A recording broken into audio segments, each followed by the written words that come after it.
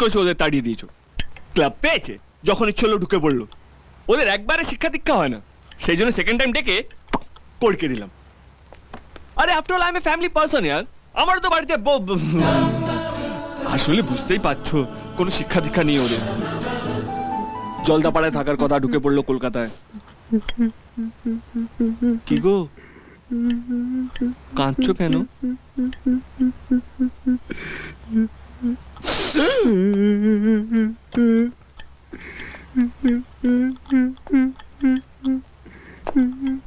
মান্তুকুলি তুই?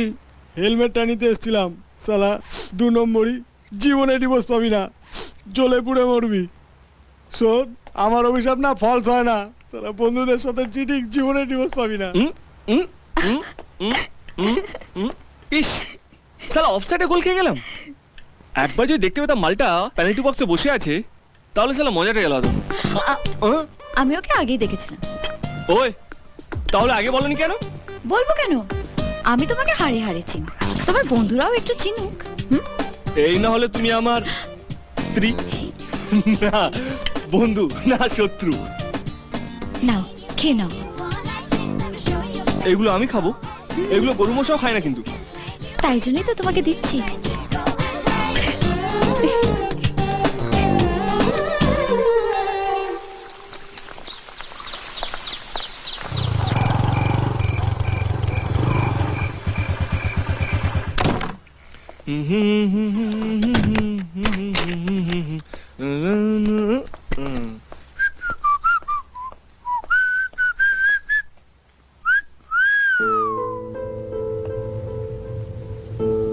মধুরিমা, মধুরিমা,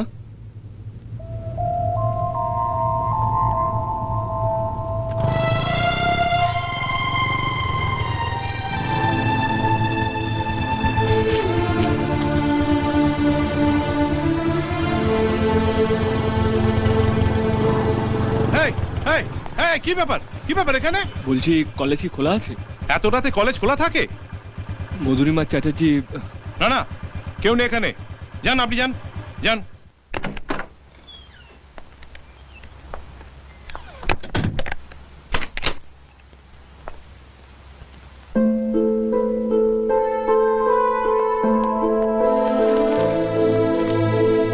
কোথায় গেছিলে তুমি? কেন? এটা হোটেল নয়, যখন তোমার ইচ্ছা হবে তুমি আসবে, যখন তোমার ইচ্ছা হবে তুমি চলে যাবে। তুমি জানো আমার কতটা টেনশন হচ্ছিল? তোমাকে আমি কোথায় কোথায় খুঁজেছি তোমার কোন ধারণা আছে?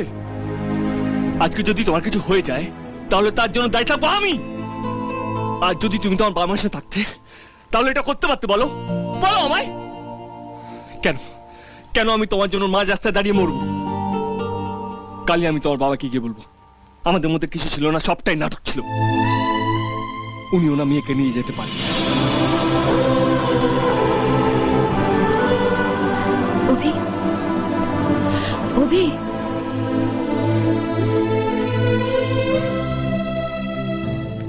স্যারের কাছ থেকে নোটস নিতে গেছিলাম, বুঝতে পারিনি এত রাত হয়ে যাবে। সরি, আর কখনো হবে না।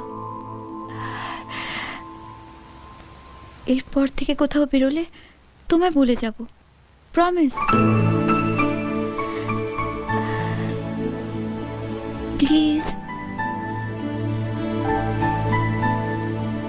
বললাম তো সরি। ঠিক আছে। Thank you.